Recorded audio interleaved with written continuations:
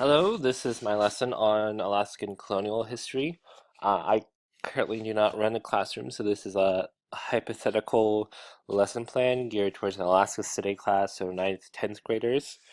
Like I said, this is a Alaskan colonial lesson, so a lot of it is on history and geography, and one of the main ideas I'd want students to take away from this is that history is subjective and not objective, that different groups have different interpretations of the same event, and that, different groups are affected in different ways, and just really expand the students' understanding of the world and of the community more. And then for technology, uh, I want this lesson to be about research about having the ability to utilize library and information resources available at the school already, but also how to do good research and to identify information because there's a lot of things out there. But one thing that students really need to learn is to be able to tell the difference between something that is reliable and something that is not. And so this is sort of an intro to this form of thinking.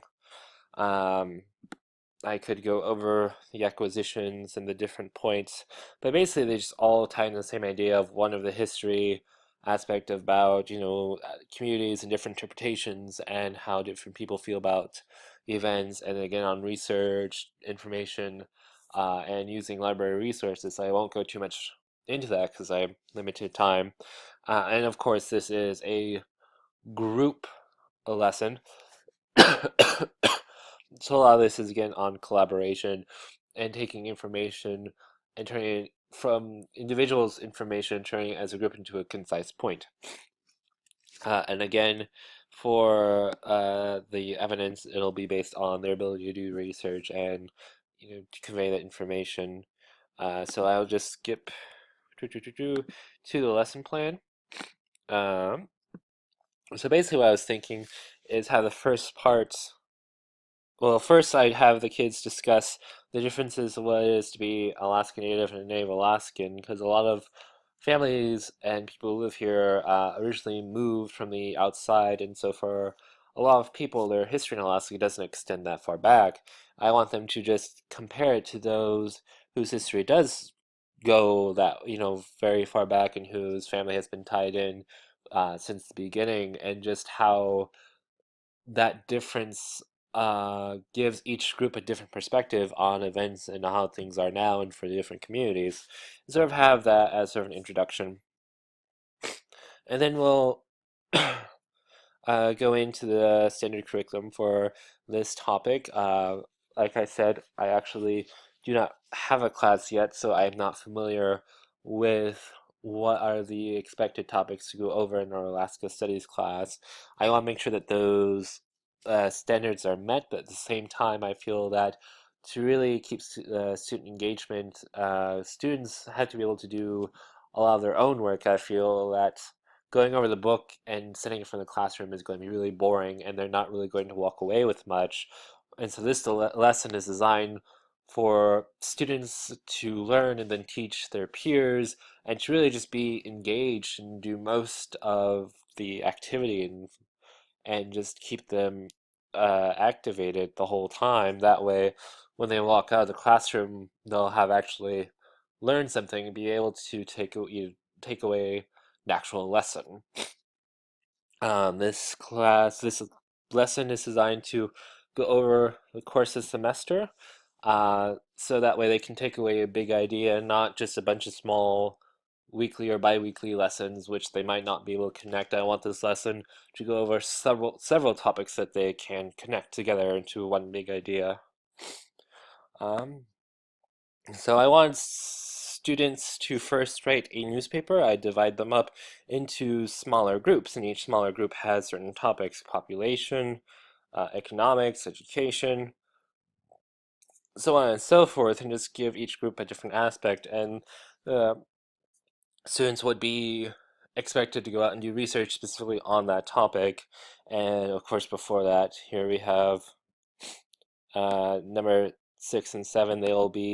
We'll have lessons on how to do research, how to find proper sources. For example, showing them Google News and Google Scholar, because even though I'm sure these students are very used to using Google all the time, they might not actually be aware of the different facets of Google. And so, part of this lesson, as I mentioned, is to teach them how to find reliable information, how to use the technology available, um, how to determine whether or not there's just somebody who is talking without much basis, or if this person can be trusted as a reliable source. This is a skill that I think is really needed for anybody in this technological age. And of course, as I mentioned earlier, learning how to utilize the library resources. I know for myself, I didn't really learn that until I got to college, and I feel the earlier we teach the kids, the more they'll be able to achieve in their academic career.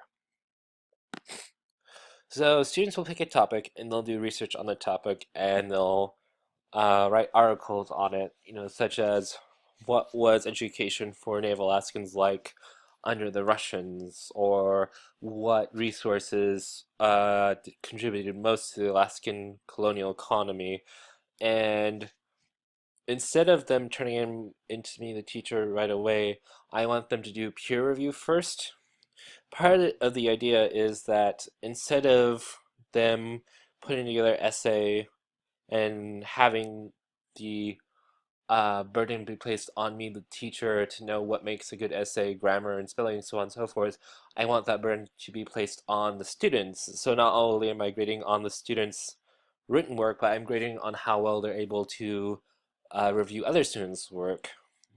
Um, which might sound strange, but this is a great way for them to really understand what makes a good essay is not just from writing it, but from editing it as well. One great way to learn something is to approach it from different angles. And so I want to expose that to the students. And of course, after they peer review each other, that was step 8, is peer review. Then they will turn it into the teachers. That way, even if they do edit the paper as well, if there's something that that they missed or needs to be changed, it can still be done by me, the teacher, and so everything is covered. So papers will be returned, and then I want kids to use some sort of visual program to create a newspaper. There's a lot of expectation now that people will be able to use programs like PowerPoint. And actually, for a while, I was trying to figure out if I could add Excel, but I decided just to keep it simple, or as simple as I could, and stick to a program like PowerPoint or maybe some other visual program, just to get the kids used to like playing with it, basically, how to test it, try different things, and just get them familiar with the program. I'm not expecting something really nice, really aesthetically pleasing per se. The main goal is just to expose them to different programs, and then uh, also to allow both collaborative work and individual work. So I expect the research to be individual, and then for them to come together and work as a group. So what has started as individual research will be ended as a entire class newspaper. Um, and then afterwards, to make sure that everybody understands, or to keep the discussion going forward, I have number 12. It's something I learned recently, in which each group will have a station and one person will be responsible for that station, and the other students will go around to the different stations and ask questions. So if somebody from the economy group had a question about education, they can go over and talk about it. And this really allows students to basically collaborate among themselves, to teach among themselves. And it's really a great way to keep the kids engaged, to take off some of the burden from the teacher, because maybe a student can explain something better to student B, or it's just a much more lively environment, much more engaging, and that's the classroom that I'm really trying to create. And then the second step, I want the students to create a video, kind of like what's happening now, except my idea was more based off Crash Course. But again, a lot of this is just to expose them to different uses of technology, but also the second part is for students to look at Alaska now. What is education in Alaska like now?